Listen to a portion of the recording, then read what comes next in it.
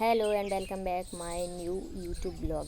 कैसे हैं आप लोग? आशा करती हूँ आप लोग बहुत अच्छे होंगे और अपनों का ख्याल रख रहे होंगे। मैंने जो 45 दिन का चैलेंज लिया है नेट यूजीसी का, मेरा सब्जेक्ट जो हिंदी है उसका आज ये तीसरा ब्लॉग शूट कर रही हूँ मैं। मेरे दिन की शुरुआत हुई आज सुबह 5:30 बजे से। आज मैं छत पे ही लेटी थी क्योंकि नीचे रात में लाइट चली गई थी तो बहुत ज़्यादा गर्मी हो गई थी। फिर मैं रात को छत पे चली गई थी और छत का मौसम तो बहुत अच्छा था, बहुत ठंडी ठंडी हवा चल रही थी यहाँ पर। फिर छत से मैं उठ के नीचे आ गई। नीचे मम्मी ने चाय बना ली थी। चाय पीने के बाद फिर मैं लगूँगी काम पर, क्योंकि वैसे तो सुबह का मौसम तो इतना अच्छा होता है तो उसमें ये लगता है कि थोड़ी सी पढ़ाई कर लूँ, पर मम्मी घर पे अकेली रहती हैं तो फिर पढ़ाई हो नहीं पाती है सुबह सुबह। फिर मम्मी के लिए काम भी करना रहता है तो मम्मी के साथ थोड़ा तो काम करूँगी, जो भी है मेरे करने का, झाड़ू पोछा वगैरह। और ये चाय मम्मी ले आई थी। चाय पीने के बाद मैं काम पर लग जाऊँगी और काम पर लगने के बाद फिर मैं फिर से पढ़ाई पे लग जाती हूँ अपनी। तो ये काम करने के बाद, नहाने धोने के बाद मैं ये आ गई थी। लगभग 10:30 बजे थे सुबह के, तब आ गई थी मैं यहाँ पे पढ़ने के लिए। और ऐसा आप लोग अभी सुन रहे होंगे पीछे से कोई ना कोई आवाज़ आ रही होगी, क्योंकि मैं छत पर रिकॉर्ड कर रही हूँ तो पीछे से आवाज़ तो आती रहती है, वो स्वाभाविक है आनी।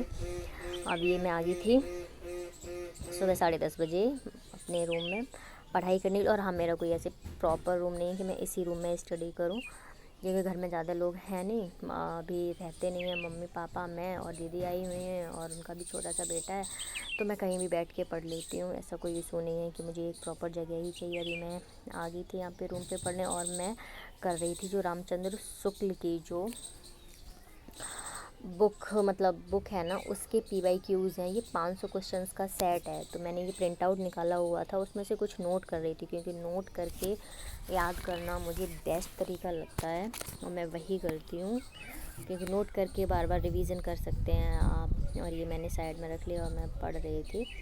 और इसमें ये टॉपिक जो था वो था भक्ति काल से संबंधित था, क्योंकि रामचंद्र शुक्ल की बुक तो यूनिट 2 से ही संबंधित है ज़्यादातर, तो उसमें से ये भक्ति काल से संबंधित टॉपिक था।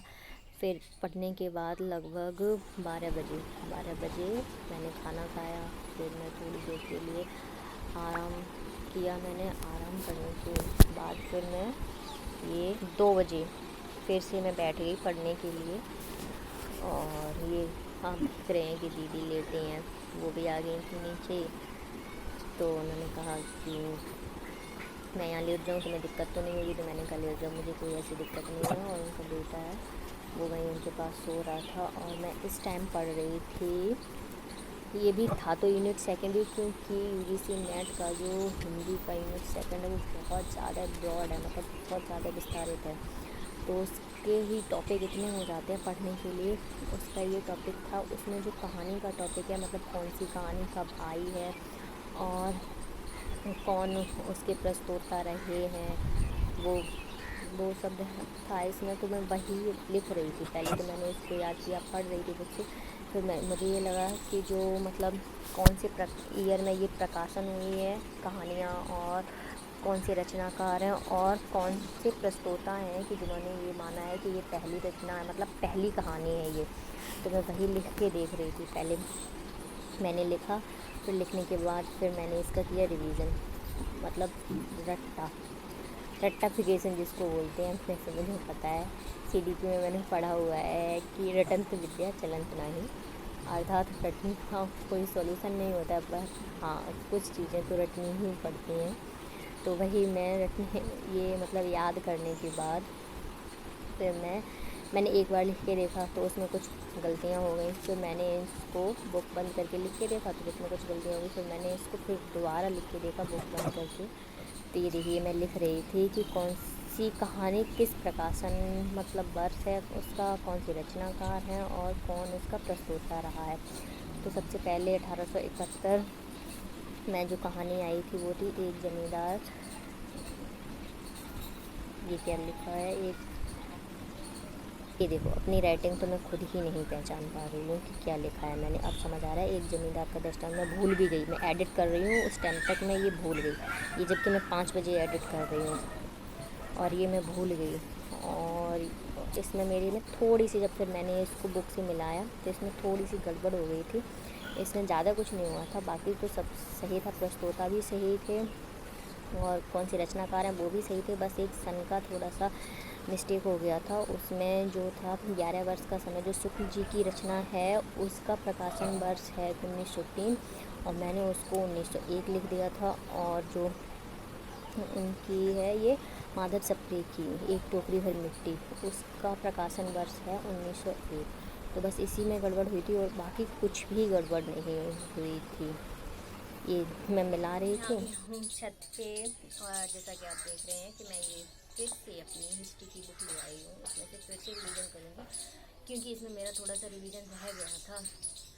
क्योंकि मेरा ये मानना है, अगर आप 2-3 मतलब एग्ज़ाम्स की तैयारी करते हो तो पैरेलली प्रिपरेशन तो लेके चलनी पड़ती है। और वैसे भी आप एक सब्जेक्ट ज़्यादा देर तक नहीं पढ़ सकते आप, ये ऐसा मेरा मानना है। कंटिन्यूसली अगर आप कुछ पढ़ते जाएंगे, एक ही सब्जेक्ट पढ़ते जाएंगे और उसको 2-4 दिन लगातार पढ़ते जाएंगे तो धीरे धीरे वो आपको एक बोझ के जैसे लगने लगेगा।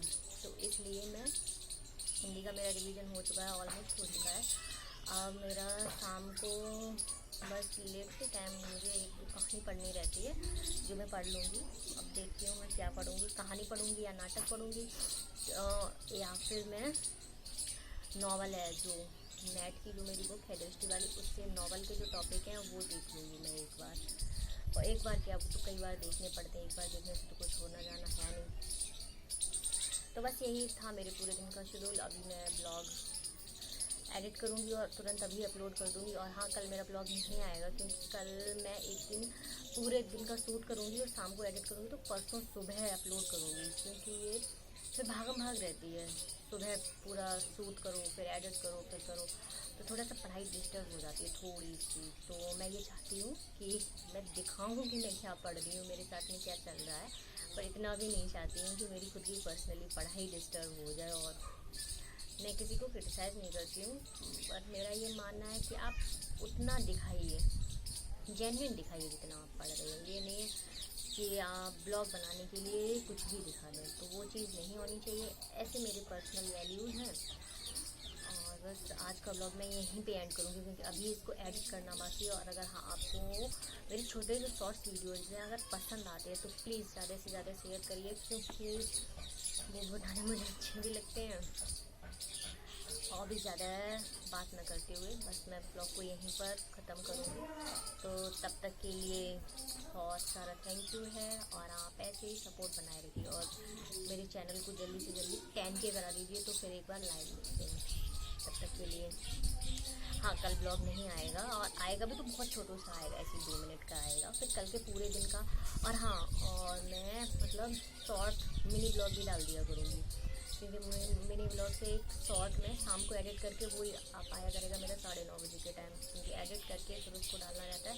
थोड़े थोड़े टॉपिक करके मैं डाल दिया करूँगी और जिससे आप लोग मुझसे जुड़े रहें। और मैं ये चाहती हूँ कि मैं वीडियोज़ बनाऊँ, ब्लॉग बनाऊँ, सब कुछ करूँ, पर मेरी पढ़ाई बिल्कुल भी डिस्टर्ब ना हो। इसलिए जब कल के लिए कल आएगा, देखो आया तो आएगा छोटा सा, और कल पूरे दिन का जो ब्लॉग होगा वो परसों आएगा सुबह लगभग 11 बजे के टाइम। तब तक के लिए बहुत सारा थैंक यू है, नमस्कार है। और ऐसे मेरे चैनल को लाइक, शेयर और सपोर्ट बनाए रखिएगा। तब तक के लिए अपना और अपनों का ध्यान रखिएगा। तब तक के लिए बाय बाय, टेक केयर।